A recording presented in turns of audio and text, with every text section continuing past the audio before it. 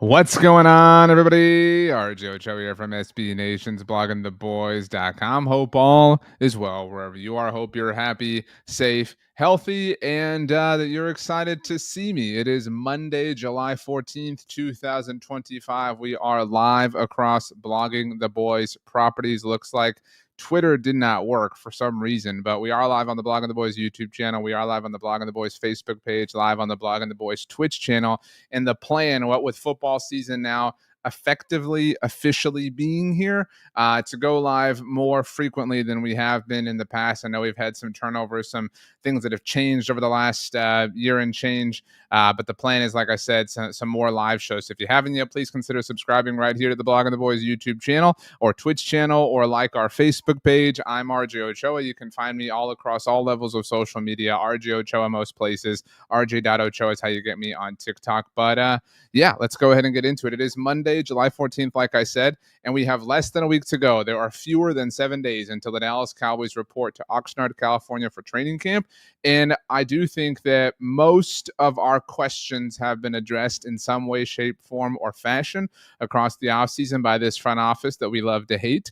The front office that gives us good reason to do so, I should add. But there are still some questions remaining. And I think that that's true for every team, to be very clear. I don't think the Cowboys are unique. I don't think that, oh man, they suck and the Cowboys haven't addressed these questions and how could they, whatever. I think the fact that some of these questions still linger is representative of a front office that might suck a little. But let's go ahead and get into it. But today's prompt, nevertheless, unanswered questions ahead of Dallas Cowboys training camp, which again begins in less than a week. So let's go ahead and get started. First things first. Micah Parsons. And the question, the prompt, really more than anything, is at what point will the Micah Parsons extension happen? And I say it this way because we all believe, we all understand, we all agree that the Micah extension is inevitable, right? We all know and understand and can process and can make peace with, can come to terms with the fact that a Micah Parsons extension is going to happen. I don't think there is a single person out there,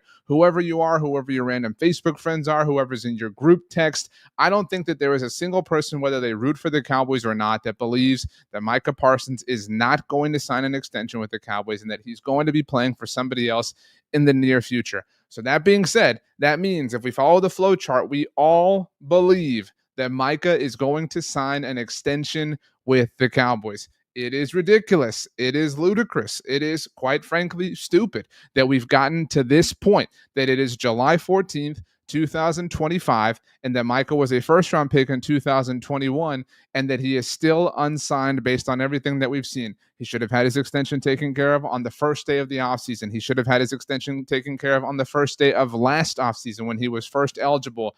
These things are obvious. They're well known. They're understood. They're implicit values at this point. So if you somehow, some way still believe that Micah is going to be playing for somebody else, then I kind of think you're beyond help, because I don't think that that's going to happen. I think that Micah Parsons is going to be a Cowboy for the foreseeable future. It's just a matter of when the front office finally accepts the inevitable. When it comes to these big time extensions for players who play the money five positions, quarterback, wide receiver, left tackle, pass rusher, corner, you have to understand, you have to come to terms with the fact that you are going to have to pay market rate. In fact, you're probably going to have to pay a little bit more than market rate. You're going to have to set the market price. When it's your turn, it is your turn. You do not get to be the exception to that because you're the Dallas Cowboys or because deadlines make deals. No, history has proven, specifically with you, Dallas Cowboys, that you will lose over and over and over again. So you have to understand that this is going to happen, which is why you have to do these things. It's wise to do these things. It's prudent to do these things as soon as possible. Yet the Cowboys find themselves here. So the question ultimately is, when is the Micah Parsons thing going to happen? When is it going to come down? Well, let's take a look at this here. Let me take this off. Let me put this on. This is the calendar of events for Dallas Cowboys training camp. Obviously, the team arrives, as you can see, by the way, shout out to DallasCowboys.com, on July 20th. That is 6 days from now when we are having this conversation. And the question, again, is when do you think this is going to happen? Because I think that you can draw a line in the sand with regards to the end of the Oxnard portion of training camp, with regards to when the Cowboys break camp in California and return to Frisco, obviously, to resume festivities at the Star. So they've got practices all the final week of July. Then we get, obviously, to August. Wait, great, that's awesome. August the 5th. This is kind of a first point of demarcation. Do you think that a Micah Parsons extension happens before August the 5th? And as I look at a calendar that is 1, 2, 3 weeks from now, I'm going to say no. I'm going to say I don't think that this happens before then. And I'm going to say that if I'm predicting more things from the future, I think the Cowboys probably see Micah hold himself out of these types of things. He doesn't go against, other competition. Maybe he doesn't take place when they put on pads or whatever. That would make sense. That would be fair, right? That would be understood. We've seen that happen time and time before with other players, obviously, because football is a contact sport. So that's one point, is August 5th, the joint practice with the Rams. Then 4 days later, the Cowboys visit the Rams in their first preseason game, second preseason game. I'm already all lost here. First preseason game. Goodness gracious. All right. I don't think that it is going to happen before then. And that's why this is the main line in the sand that I just talked about. August the 14th. Will a deal happen before the Cowboys leave Oxnard? I don't think so. I really don't. I think that we're looking at sometime in this window, sometime in this week. That feels kind of right for this type of thing, because look, you might be thinking to yourself, and I understand if you are, you might be thinking, RJ, nah, I'm sorry, I can't get with that. It's inevitable. They're going to get it done. And to that, I would say you're right. And because it's inevitable, it would make sense for it to be done at the very beginning. But if it were truly that inevitable, if it were truly something that they were going to get done at the very beginning, if it truly made all the sense in the world for the Cowboys to sign Micah Parsons on the first day of training camp in Oxnard, then why did it take this long? If it truly is this common sense, why would it happen on the first day of training camp and not the first day of the offseason, or not the first day of minicamp, or not the first day of OTAs? Why is there something special about this? I know in the past we've talked about how the Cowboys like to do deals at camp, and it feels like everybody's there, kind of like bug juice if you're a child of the 90s, because they got the deals done with Tyron Smith and Travis Frederick and Zach Martin, kind of along that same sort of variety. But that hasn't really been the case. Think about the biggest deals that we've seen them have in recent history. Obviously, Dak Prescott last year went down not just to the 11th hour, but the 11th hour in the 59th minute, with the deal getting done on the day the season began when Dallas was at Cleveland in week 1. The CeeDee Lamb thing, it took until the Cowboys broke camp in Oxnard and returned to Frisco for the CeeDee Lamb deal to ultimately get done. Prior to that, you had Dak Prescott, who obviously has done this a couple of times now. And when Dak got his first massive extension, it's important to note that that came when Dak Prescott was under the franchise tag. And it happened before the franchise tag deadline, which incidentally is tomorrow. It's Tuesday for players who are franchise tagged this year. The only one that this is related to or relevant to is Trey Smith and the Kansas City Chiefs. It's to not have it with the Cowboys and Osa Digizua, so they deserve some credit for that. But it took until things kind of were really reaching, the end of the midnight oil for the Cowboys with Dak Prescott in both instances in which this team has given him a long-term extension. So to that, I bring all of that, I should say, to the surface to say, if you think that just because training camp is starting, that all of a sudden now the Cowboys are going to get a deal done with Micah Parsons, I would say they've taken this long. So why do you trust them just because training camp starting? Because reasons? I don't think that that's fair or sound or logical. I think that we're looking at a situation that is probably going to continue to take some time. Now, whether or not Micah doesn't practice fully or whatever, and he's entitled to do what he wants, whether that's go all the way, not do anything, I really am in full support of his decision-making, because this is his livelihood here. But I really think that it's going to be a situation where it lingers, because why wouldn't it be at this point in time? But that is my first question. When the Micah Parsons thing will happen, because we all agree that it is going to happen at some point in time. Okay, so this is a group of questions, unanswered questions about the Cowboys ahead of training camp. And number 2, relative to the football roster itself, is what is the situation at corner? I'm going to put for you on the screen. There was an ad that popped up here. I wasn't ready for that. I'm going to put up on the screen, shout out to my friends at Our Lads, the Dallas Cowboys depth chart as we understand it to look today. Obviously, there's a lot that can and will change. This is the offense. Let's look at the defensive side of the ball. So zoom in a little bit here, make sure you can see. All right, here is basically what we need to have this conversation. You see Trayvon Diggs, you see DeMarvion Overshown. Obviously, those are some injury question marks. Overshown doesn't play corner. We're not having that conversation. I think there's some real, I don't want to say boom or bust potential at corner for the Cowboys, but there's some real uncertainty. That's why this is an unanswered question for me. If Trayvon Diggs is fully healthy, great, bet. I feel awesome. Life is perfect. Everything's great. Everything is perfect. Everything is copacetic. Everything's hunky dory. Awesome. And even if he starts on the PUP list, I think that that's not really a reason to panic. But say Trayvon Diggs does start on the PUP list, which is a question we'll have the answer to in a week's time. Deron Bland is there. Are they going to get an extension done with him? Right. I know that's not a question relative to this specific season, but I should mention that there are some curveballs. Now, I'm not forecasting any of this, but it is worth noting that, you know, if we're considering all possibilities here, let's take this off your screen for a moment here. By the way, what's up, Joe, on the Book of Faces? Says, what's up, watching from Italy? Hope everything's going well for you, Joe, in Italia. The Cowboys have several contract year players that they're kind of working through situations with, right? We understand that. We know that Micah Parsons is currently set to enter the final year of his deal. We know that Deron Bland is currently set to enter the final year of his deal. We know that Tyler Smith could certainly use a new deal, not in the same exact situation from an apples to apples perspective. We know that Brandon Aubrey is currently set to enter the final year of his deal. And we know that George Pickens is currently set to enter the final year of his deal. Granted, he's a much newer member to the Cowboys than everybody else in this conversation. That being said, it is possible that, I don't know, any of these players could hold out, right? Like, technically speaking, camp hasn't started yet. So if you're considering all hypotheticals and all potential possibilities, whatever, why isn't it possible that one of them could hold out, right? Why would they tell us beforehand?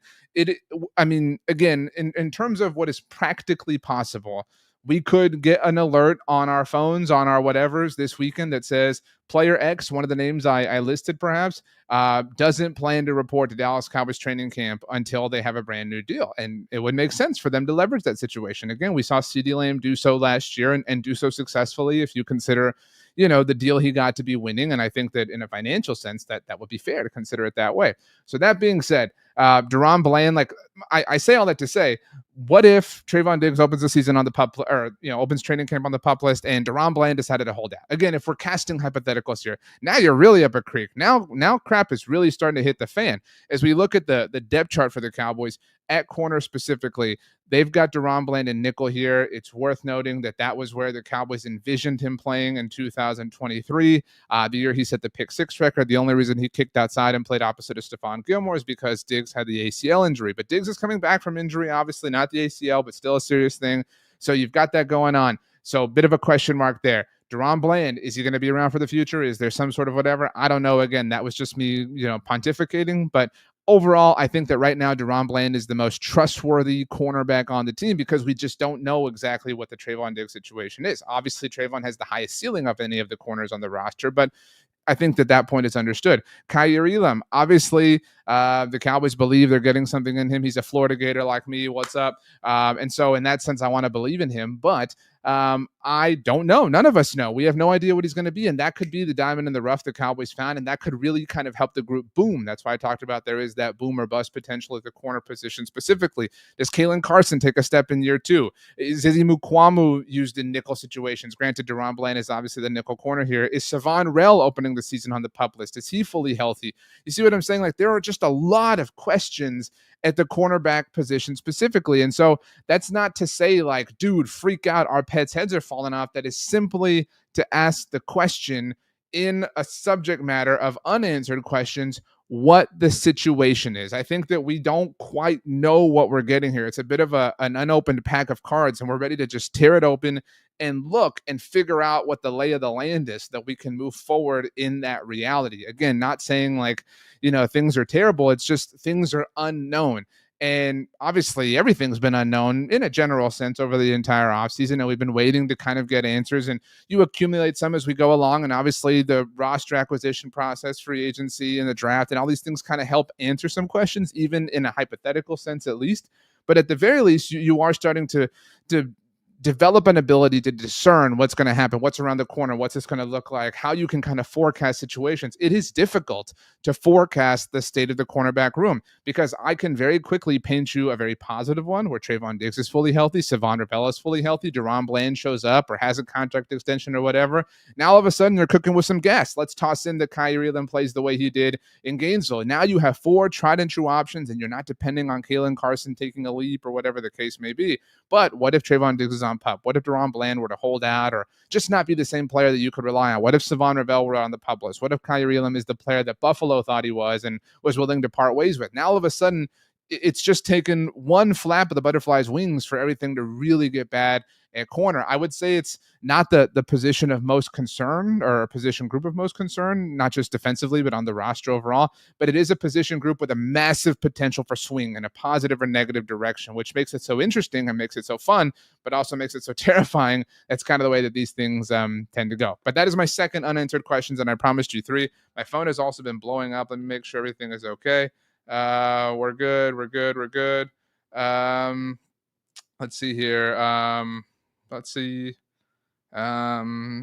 Okay, so just making sure, all was good. Nothing was, nothing crazy was going on. Sometimes you know what that's like. Your watch is going off. You're like, who is texting me all these messages? So we're all good. Anyway, let's move on. Question number 3 for me, and these are, I should say, unanswered questions. And I think I know what the answer is, but and that's what makes it a little bit different from the other 2 questions that I posed. But the path of how we're going to get there is potentially that's what I have the most unknown kind of qualities or thoughts or opinions about. But how are we missing whatever it is that we will kick ourselves over? That was how I phrased the question. And I think that there are 2 things that fall within this.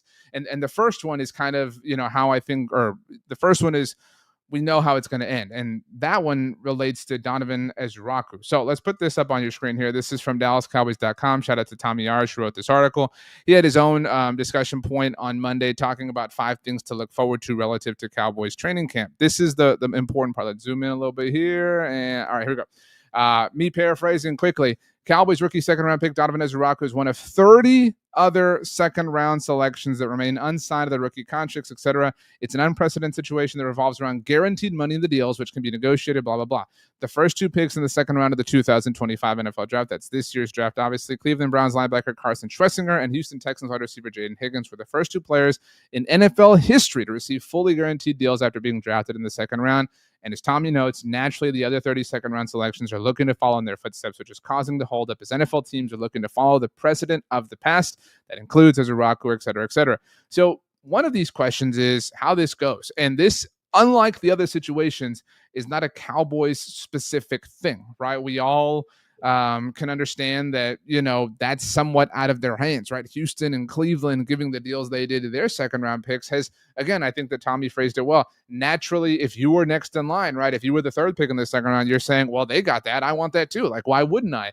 And you have the benefit if you're a second round pick, if you're any other second round player, any of the other 30, including Donovan here, you have this leverage or this moment. And I would even add, if you follow the NFL from a 30,000 foot perspective, there is all the talk about the collusion that the NFL had relative to the Deshaun Watson contract that Cleveland gave him. There's all these different kind of, points and lines and threads that intersect with one another in this entire conversation. And so it makes sense to hold out to make sure you get what you want, X, Y, and Z.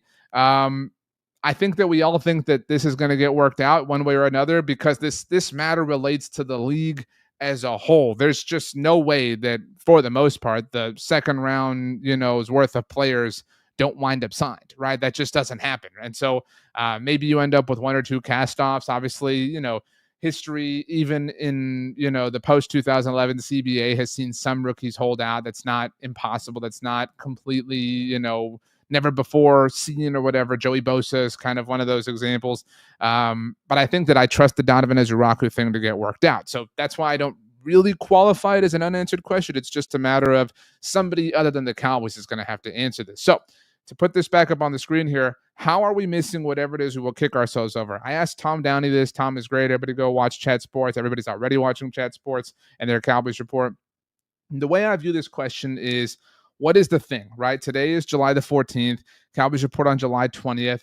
So when it's July 27th or it's August 2nd or it's August 10th or whatever, when we get a little bit deeper into this, when we're already off the ground, when the captain is already turned off the light, and we can unbuckle our seatbelts and move around the cabin, you get your iPad down, you can watch season 4 of The Bear. I'm only 2 episodes in and I'm really unimpressed, people. It's a tough scene. But if we can look to the future, and we can in our future selves look to the past, what is the thing about the Cowboys and the process of training camp that we are not seeing, that we should have seen, that was right in front of our face? So right now, at this moment, it's staring us in the face and we're not seeing it. And in the future, we're going to look at this version of ourselves. We're going to say, dude, how did you not see this? I think it's probably the running back position, right? And I know that we already kind of have said it. Like, I know we know it's in front of our face, but we may not be fully admitting to ourselves what it is, because I think it's easy to talk ourselves into different parts of it, right? Javonte Williams, yeah, sure, he could rush for 800 yards. Miles Sanders, yeah, maybe he has 7 touchdowns.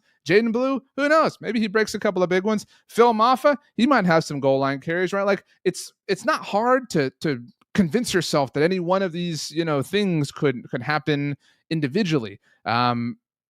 But they probably won't, right? Or they might, right? Like, you just kind of can't let go of that. And so I think that, a ways into training camp, however long you define that length of time to be, we're going to look back and we're going to say, dude, we should have said it. We should have seen it. It was right there. It was in front of us and we didn't do anything about it. Not that we have the ability to do anything about it. I think you get what I'm saying, but it is we shouldn't need hindsight to be able to see this, is kind of my point. And I know that we've been saying it for a long time. The Cowboys have treated the running back position somewhat cavalierly. Obviously, since giving Zeke Elliott the big time extension they did now 6 years ago. But and I know that there were a lot of points in the offseason where we said, you should sign this guy, you should draft this guy, right? Like, there were tons of running backs in the draft that we wanted to see them draft, and they took Jaden Blue and whatever. But I do think that, there might not be the name evolving at training camp the way that we kind of would hope it does. I hope I'm wrong here, obviously, but this is, if there's one thing that I'm forecasting, needing hindsight for, it is probably the running back position and the unique way in which the Cowboys approached it over the course of the offseason. But those are ultimately my unanswered questions, because for the most part, I maintain that the Cowboys have done a lot to address their roster and done a lot to improve their roster and done a lot to make sure that they don't find themselves in the exact same situation that they were in 2024, which was incredibly predictable and which was completely and totally self-inflicted, and which was, made all the more toxic by the decision makers, not only with the decisions that they made, but with the way they stirred the pot almost at every moment they could, every media appearance they could. And I will say this, because the Cowboys report to training camp on July the 20th, which is Sunday. And that means I would bet Monday or Tuesday is their annual kind of State of the Union situation. The Cowboys have a couple of press conferences every year that are a little bit more insightful than others. In case you don't know this, there are 2 press conferences in which they are a bit more honest, or they answer more questions, or maybe the better way to put it is the press conferences are less specific in nature, so they're able to kind of wander on different subjects. And the first one, from a calendar perspective, is the pre-draft press conference. You can learn a lot about not just what the Cowboys are going to do during the upcoming draft at that moment in time in the pre-draft press conference, but you can learn a lot about how they view their roster at that point in the year, what they've done to that point in the year, how they envision what they're going to be doing at that point in the year, et cetera, et cetera. They don't mind dropping breadcrumbs. In fact, they very often drop full-on loaves of bread in that specific press conference. But the other press conference, the other moment in time, the other window in which you can kind of see or learn or discern a little bit more about the team is the upcoming press conference, the training camp kickoff. Again, it's kind of a State of the Union on the state of the team and how they envision things to go across the season as a whole. Obviously, this is a different year, different head coach, different era of sorts, different whatever. The Eagles just won the Super Bowl again, blah blah blah. I think we obviously in that specific press conference can fully expect the Cowboys to excuse me, touch on things like the Micah contract, the Deron Bland contract, Tyler Smith, all the players who are up for potential new deals. We can fully expect them to touch on their upcoming Netflix special, things like that. And so they will probably address, I would imagine, the running back position and their forecast for it and how they feel like they can trust what they've done in Javonte Williams. And look, I would love more than anything to be sitting here in November and Javonte Williams has already broken 1,000 yards, and we're just like, how do we not see this coming? I would love that. Would be an amazing problem to have, an amazing, bit of humble pie to eat. But I don't know anyone who's saying that, right? I know that you don't have to look far to find different opinions about the Cowboys, but do you know anyone? Do you know anyone who's like, y'all just are not seeing this? Javonte Williams about to go off. Miles Sanders about to go off. I think that there are those people who say that for Jaden Blue because he's a Longhorn and all this stuff, but I think for the most part, we all know and understand that he doesn't have the body to sustain a normal NFL, carry load that your average starter would have in the entire league. And I think that if you do the math at the running back position, the way we kind of have over the last 5-7 minutes, I think it's pretty fair or pretty easy to deduce, to get reductive and say that they obviously plan on doing things by way of a committee. But that hasn't necessarily worked out when they've approached different position groups that way in the past, right? We've seen them, there's the infamous 2018 wide receiver by committee approach after they cut Des Bryant and went at it with Alan Hearns, Deontay Thompson, and Cole Beasley and Tavon Austin, and it was a disaster. It was so big of a disaster they had to trade for Amari Cooper because, hey, you kind of need a top guy. And so I don't know who that guy is or would be or could be. I know forever people were holding on to Nick Chubb as an idea, but that's obviously impossible now. I would, if I'm throwing out futures bets, right? If I'm saying, like, if I'm really getting wild, I think it's very possible that the player who leads this team in rushing in 2025 may not even be on the roster, because if we know the Cowboys, and you obviously are here, and I appreciate that, and if you haven't yet, please subscribe to the Blog on the Boys YouTube channel. And they like to sign guys, they like to sign veterans during training camp. And typically, the guys they sign every now and then, are legitimate, are legitimate contributors. From a running back perspective, they signed Alfred Morris once training camp began. But from another world perspective, Malik Hooker was signed during training camp and has turned into a very important piece of the defense. Anthony Barr had his moment. Kevontae Turpin, again, talking about football contributions, obviously. Brandon Aubrey, right? Like they are not done. And they say that, and it does sound just like a thing that you say, but the proof is in the pudding in that respect. They do like to still tinker with and tool, and that's obviously part of what training camp is for, right? You get there, you work out these running backs, you start installing your offense, and it's just not clicking, it's just not hitting, and you start to realize, okay, we were going to kind of go about it in this way, and it just didn't work. So let's go ahead, let's pick up the phone, and let's try to bring somebody else in and get this going, get this working, get this moving and grooving in a different direction. That is still very possible. I wouldn't go as far as saying that it's likely, but if that's going to happen at any one position over the course of the next month or so, I think that running back kind of stands out. I would say running back and maybe corner, just because of, as we discussed, the different potential questions that not necessarily exist at this moment in time at the corner position, but that lurk, right? There are different questions lurking as possible questions or things that could pop up or would be questions or whatever the case may be. And therefore, those are two spots that are worth watching in my personal and humble estimation. But I'm just a guy who likes to talk about the Cowboys, and I'm very grateful that I have a lot of friends here on the internet who are willing to do it with me. My name is RJ Ochoa. You know me from all throughout the Blog on the Boys universe. If you haven't yet, please subscribe however you're watching, wherever you're watching, whether that's on our YouTube channel. Subscribe, like the video, share. Our Twitch channel, like the video, subscribe, follow us. If you're on Facebook, follow us there, like all of our stuff. All of our content comes out on Facebook, and obviously a bunch of different things. Make sure you're checking out blogontheboys.com 24/7, 365 for the latest and greatest in the world of Dallas Cowboys news, discussion, and analysis. If you like what I'm doing, if you think I'm cool and the things I say are fun, interesting, humorous, whether that's because you agree with them or you can't believe how ridiculous they are, I'm on social. I'm on X, Instagram, and Threads at RJ Ochoa, TikTok, RJ.Ochoa. Follow me on LinkedIn, search for RJ Ochoa. I have a Facebook page myself. Just search for RJ Ochoa and give it a like there. I'm on Blue Sky. If you want to email me, if that's more your thing, hey, we all have our things. RJ.Ochoa@SBNation.com is the way you go about doing that. I mentioned at the top that it's kind of already football season, and I do feel that way. Obviously, we still have this week to go, but the new college football game is out, right? We had Big 12 Media Days last week. SEC Media Days are going on this week. Like, the football spirit is in the air. And so in that respect, it's there's nothing else happening in the world of sports. It's even MLB All-Star Week, and so there's not even, Major League Baseball happening. So it is fully and totally football's turn, and I know that I'm excited for it. I believe that you're excited for it, and I'm excited to share each and every part of it with you, each and every single step of the way and of the entire journey, whatever it looks like for us as Dallas Cowboys fans, because we know it certainly will be interesting. But with all that being said, let's go ahead and get out of here. Thank you so much, everybody, for hanging out. I love you all, and we will see you next time.